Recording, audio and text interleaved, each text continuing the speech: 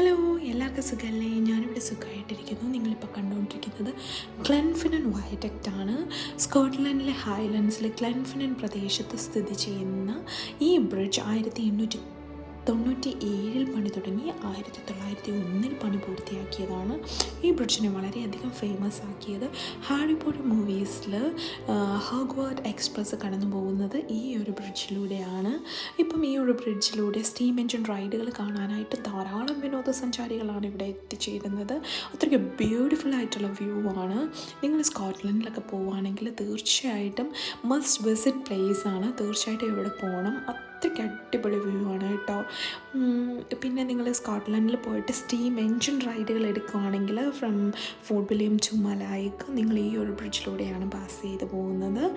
ഇത്രയ്ക്കാണ് എനിക്കിതിനെക്കുറിച്ച് അറിയുന്ന കാര്യങ്ങൾ. കൂടുതൽ അറിയുന്നവർ താഴെ കമൻറ്റ് ചെയ്യുക. And thank you for watching.